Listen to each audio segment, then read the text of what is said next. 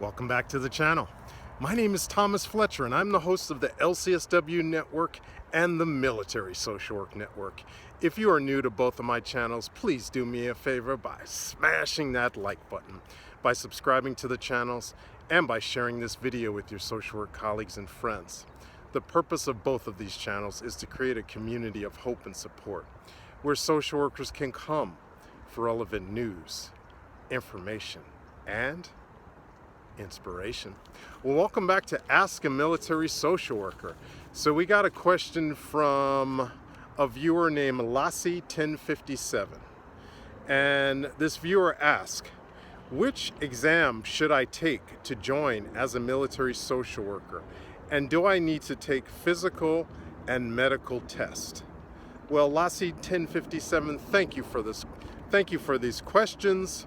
And I will do my best to answer them.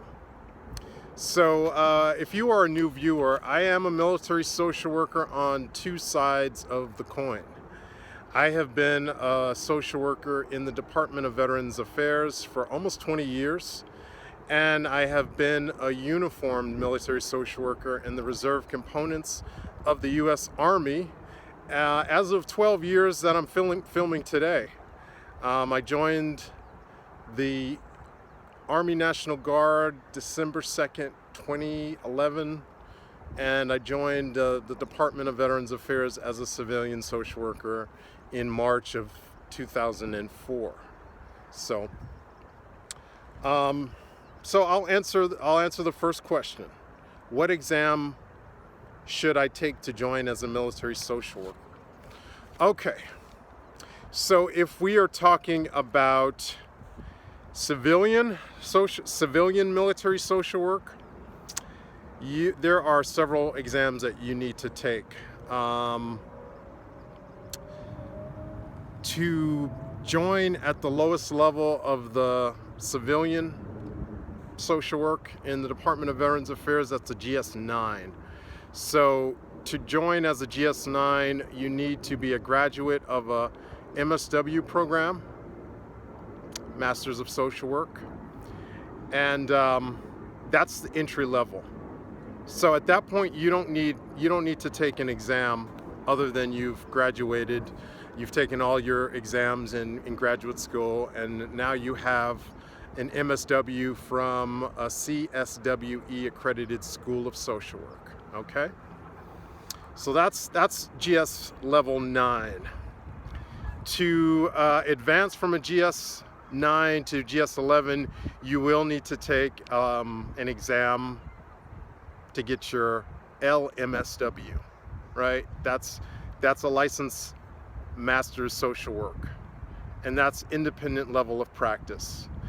So if assuming that you're in America, USA, you will have to take the MSW level of the ASWB license exam. Okay, so that's for GS-11. For GS-12, you will need an advanced practice license. I'm in California, and California actually only has one level of licensure for social workers, and that's the LCSW. So for that level, you need to take the ASWB advanced practice level, okay, which is the LCSW. And in most states, the advanced practice level is an LCSW, but many states will call it something else in some cases. Okay, so those are the exams that you need to take to become a military social worker in the Department of Veterans Affairs. Now, if we're talking about uniformed services, you will need an advanced practice license to practice as a licensed clinical social worker in the Department of Defense, again, as a uniformed social worker. Okay, DoD does have civilian positions that are similar to getting a civilian social work position in the Department of Veterans Affairs, but I believe that well, I know. So let's start with what I know, because again, I am a social worker in both the Department of Veterans Affairs and in the Department of Defense. So to become a social worker in the Department of Defense, you need an advanced practice social work degree as a reserve component. Okay, I'll speak on that because that's what I am. I am a reserve component licensed clinical social worker. Currently I'm serving in the U.S. Army Reserves. Okay. An active duty, if you want to be a uniform social worker on the active duty side, you're also going to need to have an advanced practice social work license. Okay, and I learned when I did first try to commission in the reserves. At the time, I had an LMSW, and that did not suffice for me to join as a licensed social worker. Again, on the reserve component of the U.S. Army, I needed the advanced practice license, which I ultimately got. Once I got that advanced practice social work license, then I was eligible to commission into the Army National Guard. Okay. So that's the first part of LACI 1057's question. The second part of the question is, do I need to take physical and medical tests? So if we're talking about joining the uniform, to become a uniform military social worker, there's no physical test that you need to take entering. Once you join, you will need to take, currently we have the Army Combat Fitness Tests, Army Combat Fitness Tests, ACFT, right? It used to be APFT. You know, the military loves acronyms, just like the VA. So upon joining, you do have to take physical fitness tests on a biannual basis.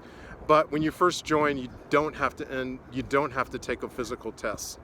I'm speaking on the reserve component side. Since I did not join the active duty side, I can't speak to that. But I can speak to the reserve component side. I did not have to take the Army physical fitness tests to enter. I did have to take it once I was in, and after I had commissioned, I did have to take APFT at the time. I did have to take a medical test before I was found eligible. So medical tests is one of the requirements on the reserve component side and on the active duty side. You do have to get a medical exam. Okay, so the medical is a requirement for joining the military, whether you're on the reserve component side or the active duty side. Okay, so I hope that clarified things. So again, just to summarize the questions that LACI 1057 asked: what exams do I need to take to join as a military social worker? Again, if we're talking on the civilian side, for the Department of Veterans Affairs, at the very minimum, you need to take the exam for LMSW.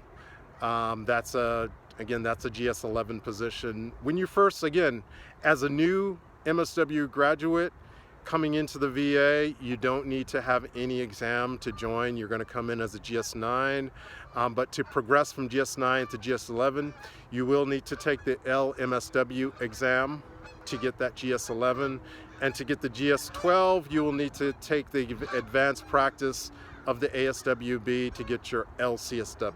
Okay, and again, on the reserve component side, to be eligible to come in as a social worker, you need to have an advanced practice or LCSW as one of the prerequisites to become a uniform military social worker. Okay, and then the second part of the question was, do I need to take physical tests and medical tests to become a military social worker? Again, on the uniform military social work side, you will need to take the medical exam.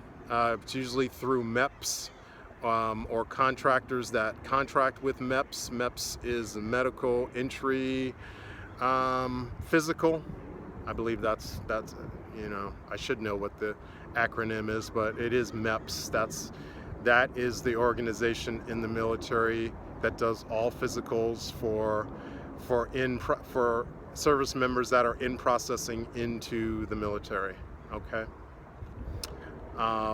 So again, thank you for your questions, and please keep sending me your questions. I love receiving them.